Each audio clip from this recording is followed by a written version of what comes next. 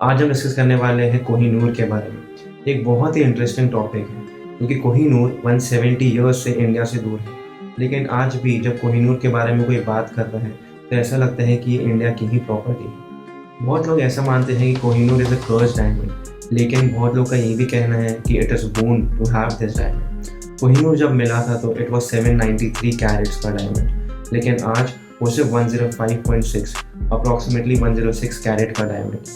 आज के वीडियो में हम डिस्कस करने वाले हैं कि कोहिनूर 793 कैरेट से 106 कैरेट तक कैसे पहुंचा। ऐसा कहा जाता है कि कोहिनूर डायमंड की खुद की किस्मत है, इसने खुद की किस्मत लिखवा के आया है। तो आज ये वीडियो मोस्टली स्टोरी होगी कोहिनूर के बारे में। अपने चैनल में मैं पहली बार स्टोरी टेलिंग करने वाला हूँ, तो आप ये वीडियो एंड तक ज़रूर देखेंगे क्योंकि बहुत ही इंटरेस्टिंग वीडियो होने वाली है। क्योंकि यहाँ पे हम कोहिनूर की स्टोरी के बारे में जानेंगे, कोहिनूर कैसे मिला था, कोहिनूर कहाँ है और ये किस किस लोगों के लिए, कौन कौन लोगों के लिए बून था और कौन कौन लोगों के लिए ये बैड ओमेन था। तो ज़्यादा टाइम वेस्ट ना करते हुए स्टोरी को चालू करते हैं।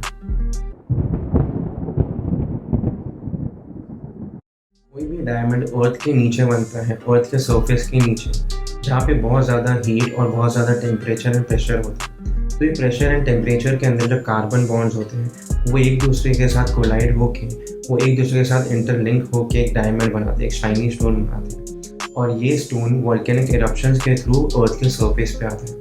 कुछ 5000 ईयर्स पहले गोलकोंडा रीजन, जो कि प्रेजेंट डे आंध्र प्रदेश और तेलंगाना है, वहाँ पे हमें कोहिनूर मिला था। ये कोहिनूर जैसे कि मैंने बताया 793 कैरेट्स का था एंड उस time Kakatiya dynasty was ruling that part of the country. तो काकतिया डायनेस्टी ने अपने सारा ट्रेजर भद्रकाली मंदिर में रखा था, यानी भद्रकाली मंदिर में ही इन्होंने कोहिनूर रखा था। ये उस टाइम की बात है जब दिल्ली में खिलजी डायनेस्टी थी। खिलजी डायनेस्टी के रूलर अलाउद्दीन खिलजी को ये पता था कि Kakatiya dynasty is a very strong dynasty and उनके पास बहुत सारा ट्रेजर है। तो खिलजी डायनेस्टी के रूलर ने, अलाउद्दीन खिलजी ने मलिक कफूर को भेजा in order to loot the treasure of Kakatiya dynasty. Malik Kafur ने जब भद्रकाली मंदिर में लूट करते हैं तो उन्होंने सारा ट्रेजर तो लूट लिया, लेकिन उनको कोहिनूर भी मिला साथ में। और कोहिनूर एक इतना नायाब, इतना सुंदर, इतना लस्ट्रस पत्थर है, इतना लस्ट्रस डायमंड है कि उन्होंने ये इजीली देख लिया कि ये कोहिनूर बाकी सारे ट्रेजर से काफ़ी ज़्यादा गुना कीमती है। ये कोहिनूर उन्होंने जाके अलाउद्दीन खिलजी को दिया, लेकिन ऐसा कहा जाता है कि ये कोहिनूर अपने साथ बहुत सारा डिस्ट्रक्शन भी लाता है। तो कोहिनूर जब अलाउद्दीन खिलजी को मिला तो कुछ ही सालों बाद अलाउद्दीन खिलजी का जो खिलजी डायनेस्टी थी वो डिक्लाइन में आ चुकी थी। ऐसा भी कहा जाता है कि मलिक कफूर ने ही अलाउद्दीन खिलजी का खाना पॉइजन किया था एंड उनका असैसिनेशन हुआ था। अलाउद्दीन खिलजी के बाद बहुत सारी डायनेस्टीज़ का डाउनफॉल हुआ। खिलजी डायनेस्टी के बाद आती है तुगलक डायनेस्टी, उसके बाद Syed dynasty and Lodhi dynasty. कुछ 200 साल बीत चुके हैं एंड 200 सालों में हमको नहीं पता कि कोहिनूर कहाँ है। कोहिनूर की कुछ खबर नहीं है क्योंकि हिस्ट्री के पेजेस में कोहिनूर अभी गायब है। This is the same time जब मुगल डायनेस्टी को दिल्ली चाहिए थी। मुगल डायनेस्टी के पहले रूलर बाबर, उन्होंने दिल्ली में कब्जा करने का मन बना लिया। तो बाबर ने इब्राहिम लोधी, जो लोधी डायनेस्टी के आखिरी रूलर थे, उनके साथ वॉर किया। This is the first war of Panipat और first battle of Panipat. First battle of Panipat में इब्राहिम लोधी को हरा के बाबर ने कब्जा कर लिया दिल्ली में और उनके ट्रेजर को भी उन्होंने कब्जा कर लिया। बाबर को अब मिला ये कोहिनूर हीरा। तो अब तक तो ये हीरे को कोई नाम नहीं था, बाबर ने पहली बार एक हीरे को कोई नाम दिया है एंड ये हीरे का हिस्ट्री में पहली बार नामकरण हुआ है।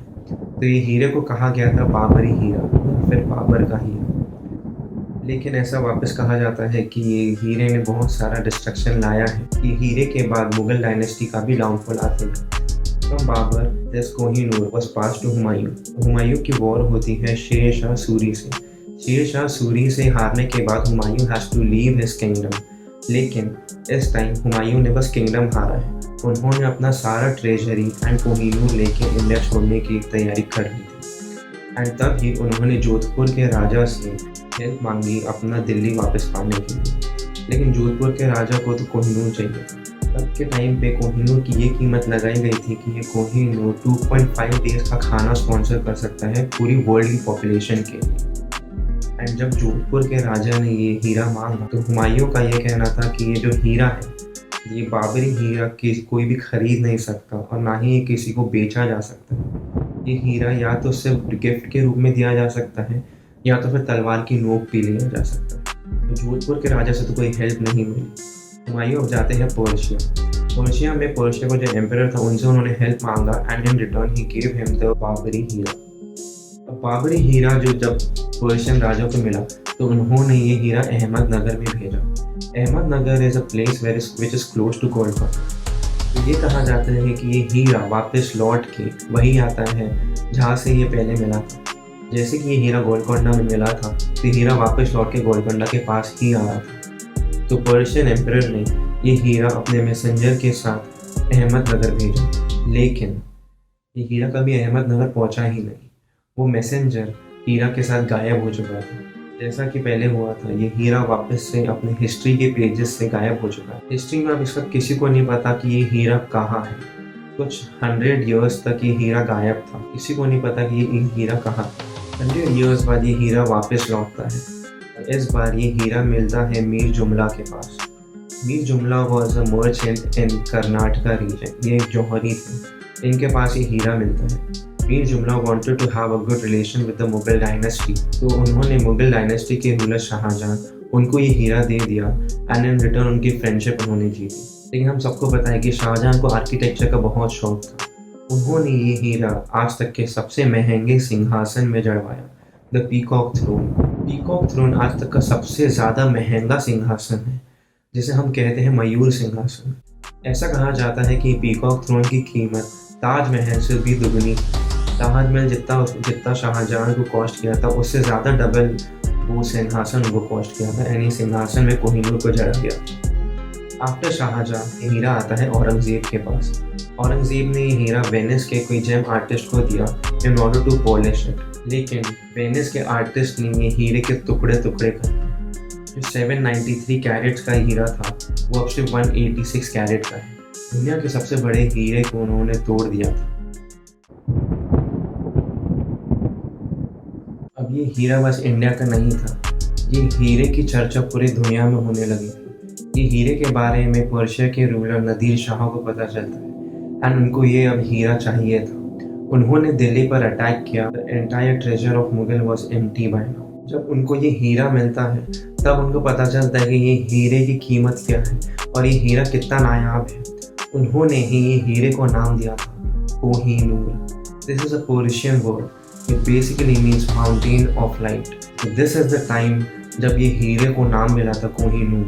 लेकिन ये हीरा किसी के पास भी ज़्यादा दिन नहीं टिका। नादिर शाह के पास हीरा तो है, लेकिन कुछ ही दिनों बाद या कुछ ही टाइम बाद नादिर शाह का असैसिनेशन होता है। अब रूलर्स आफ्टर रूलर्स आते हैं, एक रूलर के बाद दूसरा रूलर, ये हीरा पास होते जाता है। अब ये हीरा है ज़मान शाह दुरानी के पास।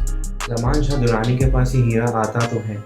बहुत ही जल्द ज़मान शाह दुरानी को प्रिजनर बना लिया गया था, लेकिन ज़मान शाह दुरानी का ये मानना था कि अगर ये हीरा मेरा नहीं हो सकता तो ये किसी का नहीं होना चाहिए। तो उन्होंने ये हीरा अपने प्रिजनर के वॉल के क्रैक्स के बीच में फंसा दिया।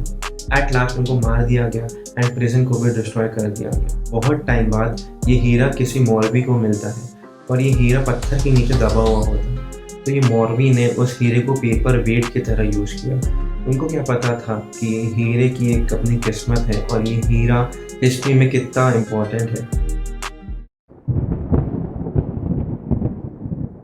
जब सोल्जर्स को पता चला कि ये हीरा कोई मौलवी के पास है तो ये हीरा उनसे लेके शाह शुजा को दिया गया। शाह शुजा के पास ये हीरा आते ही उनका वापस डाउनफॉल होना चालू होता। शाह शुजा को भी प्रिजनर बना लिया गया कश्मीर में। अब ये वो टाइम है जब कोहिनूर वापस इंडिया आ रहा था। शाह शुजान अब प्रिजनर हैं कश्मीर में। शाह शुजान की जो वाइफ थी उन्होंने पंजाब में महाराजा रंजीत सिंह उनके पास जाके ये रिक्वेस्ट किया कि अगर आप शाह शुजा को रिलीज़ करवाते हैं तो हम आपको कोहिनूर दे देंगे। एंड महाराजा रंजीत सिंह को ये कोहिनूर किसी भी हालत में चाहिए था और ऐसा ही हुआ। महाराजा रंजीत सिंह ने शाह शुजा को रिलीज़ करवाया एंड उनको इन रिटर्न कोहिनूर मिलता है। कोहिनूर उनके लिए इतना क्लोज हो चुका था कि जब भी कोई गैदरिंग या मीटिंग होती थी एंड अगर वो नहीं जा पाते थे तो वो ये कोहिनूर भेजते थे एज अ रिप्रेजेंटेटिव ऑफ महाराज। तो ये इतना क्लोज हो चुका था उनसे। और ऐसा भी कहा जाता है कि ये कोहिनूर उनके लिए बहुत अच्छा साबित हुआ कि वो अपने पूरे लाइफ में एक भी बैटल नहीं हारे। ऐसा पहली बार हुआ था कि कोहिनूर कोई पगड़ी की शान बना था, और ऐसा पहली बार हुआ था कि कोहिनूर किसी राजा से ना छीना गया, ना चोरी किया गया, ना ही तलवार की नोक पे लिया गया। लेकिन महाराजा रणजीत सिंह के जो सक्सेसर्स थे वो उनके समान इतने पावरफुल नहीं थे। तो पंजाब के लिए अभी डिफ़िकल्ट टाइम आ चुका था। Years after years there were new rulers, and अब टाइम था महाराजा दुलीप सिंह का। जब दुलीप सिंह महाराज बने तो वो बस 5 ईयर्स के थे, और उनको कुछ नहीं पता था कि कोहिनूर कितना इम्पोर्टेंट है उनके लिए। लेकिन उनकी मॉम को ये पता था कि पंजाब ने ईस्ट इंडिया कंपनी के लिए दरवाजे खोल चुके हैं। ये वो टाइम है जब ईस्ट इंडिया कंपनी इंडिया में अच्छा पकड़ बना चुका था। तो ईस्ट इंडिया कंपनी के लिए पंजाब आना बहुत ईजी था, एंड ये चीज़ दुलीप सिंह की मॉम को पता थी। तो दुलीप सिंह की मॉम को ईस्ट इंडिया कंपनी ने प्रिजनर बना चुका था, जेल में डाल चुका था।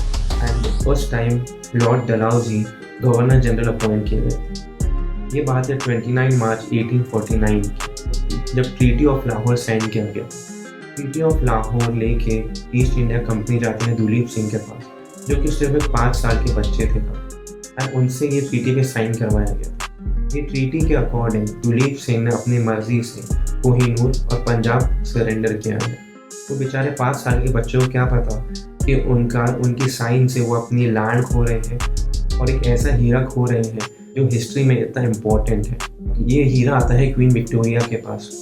लंदन में सबको पता है कि कोहिनूर की कीमत क्या है। लंदन में इसके लिए एग्जीबिशन भी रखा जाता है कोहिनूर के लिए, लेकिन to the much surprise Kohinoor बिल्कुल भी नहीं चमकता। इनफैक्ट तब ये बताया गया कि ये तो एक ब्लैक ग्लास का पत्थर है, and it is equivalent to a gold. जब ये ऑब्जर्व किया गया तो कोहिनूर को वापस से कटिंग के लिए भेजा गया, पॉलिशिंग के लिए भेजा गया। हीरा कटिंग के लिए रॉयल कोस्टर को दिया गया। रॉयल कोस्टर ने 186 कैरेट का हीरा 105.6 कैरेट तक काट दिया। उनको क्या पता था कि they are cutting down the Indian sentiment. ये कोहिनूर के साथ एक बहुत बड़ी हिस्ट्री जुड़ी हुई थी, और उन्होंने ये कोहिनूर को 186 कैरेट से 105.6 कैरेट में काट दिया था।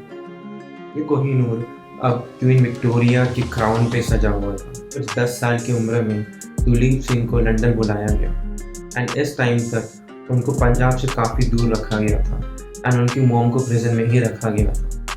एंड दुलीप सिंह की परवरिश कोई ब्रिटिश पेरेंट के अंदर हो रही थी। ब्रिटिश पेरेंट ही उनके गार्डियन थे उस वक्त। दुलीप सिंह लंदन आते हैं तो उनको कोहिनूर दिखाया गया, एंड दुलीप सिंह ने कोहिनूर देख के एज अ गिफ्ट उन्होंने क्वीन विक्टोरिया के दे दिया। अब तो ईस्ट इंडिया कंपनी ने ये मान लिया था कि कोहिनूर के ओनर ने ही कोहिनूर उनको गिफ्ट दिया है, तो अब ये इंडिया को कैसे लौटाया जा सकता है। तब से Kohinoor is with Britishers only. 170 साल हो चुके हैं, कोहिनूर अब कोई म्यूजियम में रखा गया। तो ये यही बात हो गई इंडियंस के लिए कि आप कोई अपने ग्रैंडफादर की पोजीशन को देखने जा रहे हैं, और वो पोजीशन के लिए आप एक्स्ट्रा कुछ डॉलर्स पे कर रहे हो। तुम्हारी खुद की चीज़ देखने के लिए ही पैसे दे रहे हैं। लेकिन कोहिनूर की हिस्ट्री हमने देखा है, कोहिनूर जहाँ से मिला था उसकी टेंडेंसी है कि वो वहीं लौट के आता है। आज नहीं तो कल कभी ना कभी कोहिनूर इंडिया आ सकता है। यही था आज के वीडियो के लिए। मैं उम्मीद करता हूँ आपको ये कोहिनूर की जर्नी पसंद आई हो। अगर आपको वीडियो अच्छी लगी हो तो प्लीज़ कमेंट करके बताइएगा। चैनल को सब्सक्राइब करना मत भूलिएगा। तब तक के लिए कीप लर्निंग। Thank you.